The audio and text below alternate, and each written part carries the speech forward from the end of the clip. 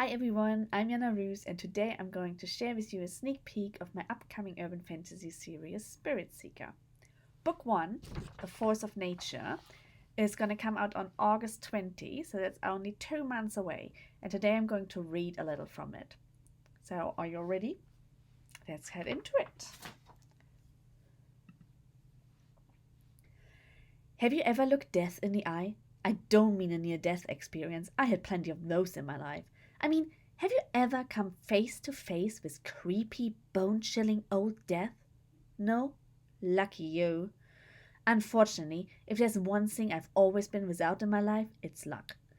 Winter in Berlin can be anything from minus 20 degrees Celsius, freeze your nose off, to 15 degrees Celsius. Wait a minute, I thought it was supposed to be winter. When you're living on the streets, you definitely prefer the latter one, trust me. A storm has been brewing for days, even though winter isn't the time for storms. Not in Berlin. Yet here we are. Thick grey clouds are hanging so low you can't even see the top of most of the high-rise buildings. The wind carries with it a chill that turns my fingers into frozen sausages. It is so strong, not even the sylphs stand a chance. Yes, sylphs. Look, I know it sounds crazy. Most people are entirely blind to nature spirits, but they're everywhere. Well, everywhere that still looks remotely like nature. Sylphs are the most elegant of nature spirits. I love watching their sheer bodies flow lazily in the summer breeze, changing shape constantly. They might not look like they're in control of the wind, but they usually are. Not the ones around me, though. The storm whips them merciless through the air, not responding to their plight in the slightest. And if that isn't frightening enough, it starts snowing. Remember how I said you can't even see the top of the old houses here? Forget about that. I can hardly see the entrances in the snowstorm. Not that it matters. In weather like this, a doorway doesn't even remotely offer enough shelter. My fingers are still there, if barely. Even though I've stuck my hands in the pockets of the light autumn coat that I've worn for the last 3 years, I can feel the cold like an onslaught of acupuncture needles all over the tips of my fingers. As much as I love being outside, I know that I need to get inside fast. Luckily, there's a place nearby that should suffer for now. It's a building that has been marked for demolition for the last 8 years. Officially, it's too dangerous to enter. The windows are broken and the walls are layered in graffiti, most of them the tags of ever-changing bombers. Unofficially, it has been claimed by the homeless. The police are onto it, but I doubt the officers will brave the chill to throw anyone out on the streets today. They're not that heartless. Though I can hardly see a thing in the snowstorm, my feet know the way. I guess they want to get there as fast as I do. Finally, I can make out the gaping doorway. I've hardly crossed the threshold when I hear a loud bark followed by a familiar voice. "Oh no, you stay out of here!" A large dog bars my way, growling at me. Hopper looks more dangerous than she is, but today I can't bring myself to call her bluff. Instead, I look for her owner, Fez. He's only a few years older than me, yet the wispy blonde hair that he likes to color red and green is already receding left and right from his forehead, leaving an island of hair that naturally lends itself to a mohawk style. The cold has turned his ears red. Crossing his arms, Fez steps up next to Hopper. "Go away, Rika." I notice that he's got a new jacket. It has a few holes, but it looks like it has a lot of lining, and I'm instantly jealous. "Go away? Have you looked outside lately?" I cross my arms to brace myself against the cold. "It's freezing! Even the spirits are hiding in this weather." The salamanders definitely were, though I could desperately use one of those friendly fire spirits at the moment. As soon as I mention the spirits, Fez's face twitches. "That's just it. We don't want you anywhere near us." I begin shifting my balance from one foot to the other, wriggling my toes to keep them from freezing off in these lousy shoes. "Why?" "Because you talk to them," Fierce replies. He widens his stance as if afraid I'll try to push past him and his dog, and to be honest, I'm strongly considering it. Behind him I can see a great lot of people huddling in the dark. Someone has gotten a fire going, roasting something that gives off the sharp odor of burning plastic. Every cell of my half-frozen skin wants that fire, smell and all. "I talk to who?" I should know what he's talking about, but the cold and the shelter that's so close and yet so far away are messing with my brain. Fierce draws up his shoulders. He often pretends to be a regular bully out on the streets, but he's a big old softy. Well, usually he is. At last he whispers, "The spirits." So? I'm growing desperate here. What's that got to do with getting out of his weather? Everything! His voice pitches slightly.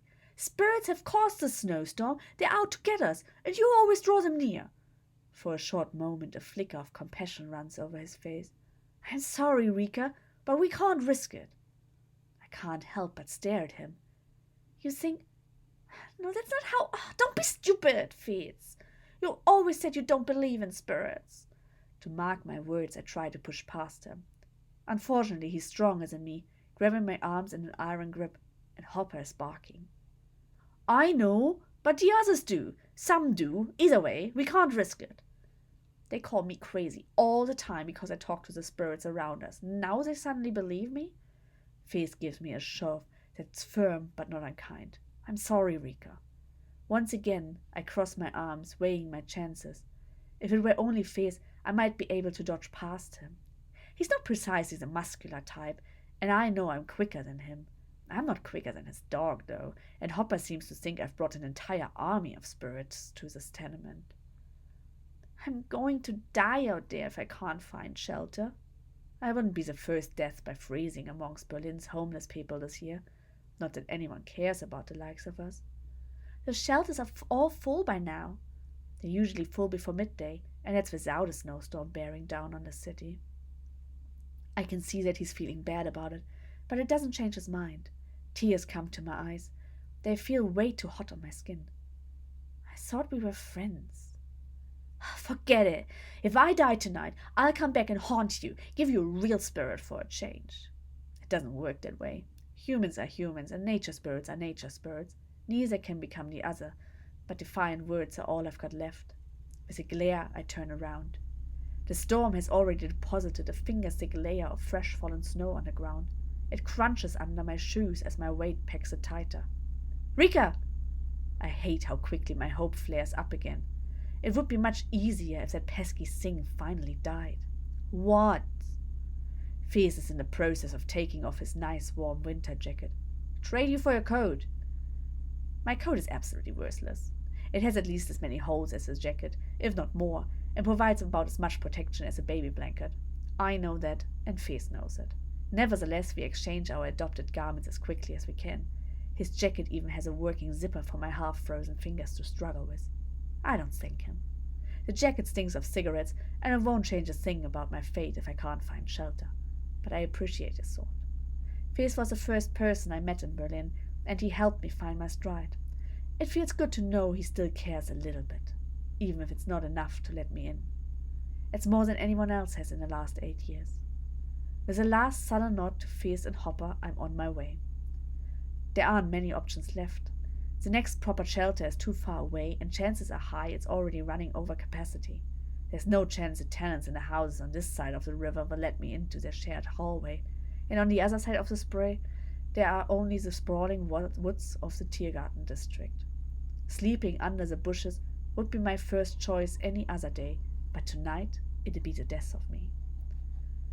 In my mind, I can see Berlin as the sylphs see it, the city sprawling out underneath me. And I finally make a decision. The Central Station is only a 10-minute walk from here, less if I walk briskly. My mind is ready to start jogging, but the initiative somehow gets lost on its way down to my feet. They're barely shuffling along. The sky has cleared a little bit, just enough for me to appreciate the crisp cleanliness of the fresh fallen snow. It covers the barren branches of the trees on the shoreline like a soft blanket. I wish I could sleep deep inside the wood like the dryads do. Instead, I keep drudging on along the shoreline. Next to me, the bank slopes upward, providing a little bit of protection from the wind compared to the pavement on top of it. I guess it will also hide me from sight if my body decides to go into its own version of dryad sleep, but who cares about that? The dark thoughts are troubling, but as the sky draws closer again, I'm unable to keep them away. What am I even fighting for? What happens tomorrow that's worth living for? My life's not going anywhere. Never has.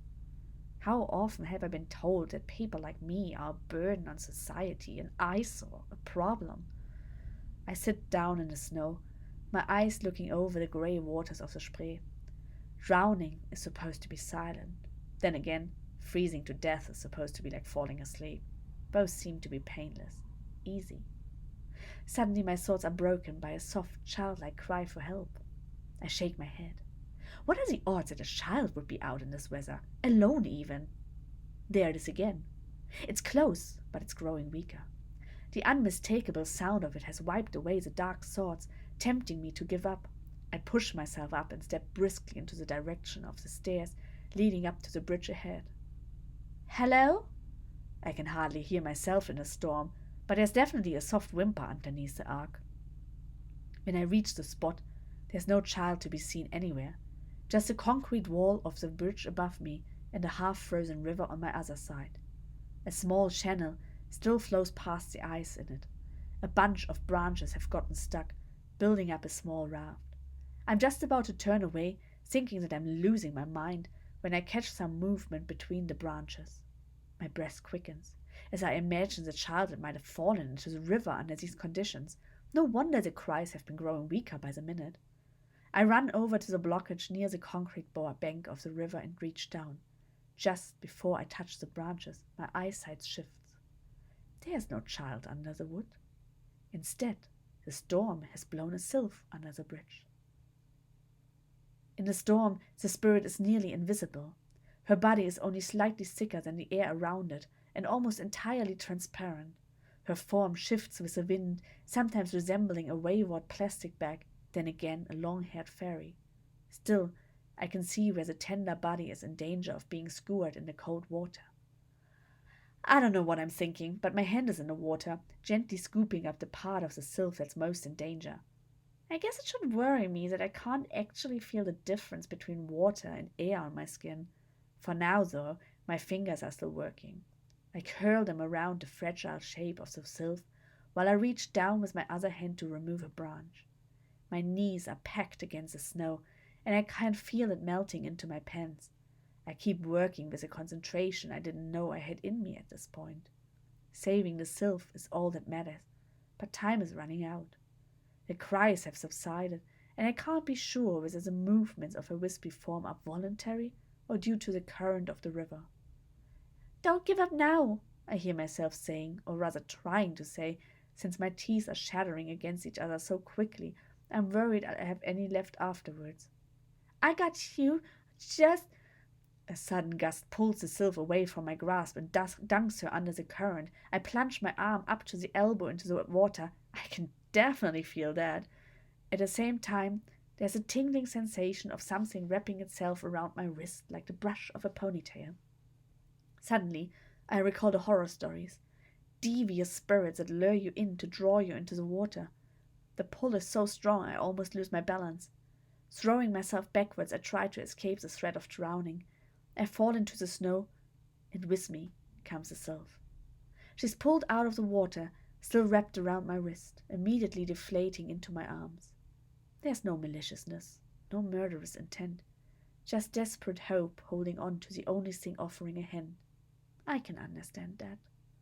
A burst of laughter bubbles from my lips, born out of my own relief and despair. A second later, the sound is blown away by the storm. I remember that I need to get out of here in some place warm, and so does the sylph, who's huddled in my arms. It's hard to tell whether I'm holding her too light or too loose. Too tight or too loose. She feels like an armful of down feathers. Only the pressure around my wrist is there, which I take as a sign that she's still alive. Looking up to the sky, I notice that it has darkened considerably. The wind has picked up, bending the thick branches of the barren trees and blowing the snow off them. I take the icy steps up to the street, stumbling towards where I know Central Station must be. I need to reach it, for the sylph and for me. And that concludes the first chapter of A Force of Nature, Spirit Seeker, Book 1. You can go to Amazon and pre-order it. It's also going to be on Kindle Unlimited. And, well, I hope you're going to check it out. And if you want to read more of the Spirit Seekers, there's the prequel Natural Selection, which is free if you are on my mailing list. So head over to Janna-Ruth.com, and there you can join the newsletter. And then I'll see you next time.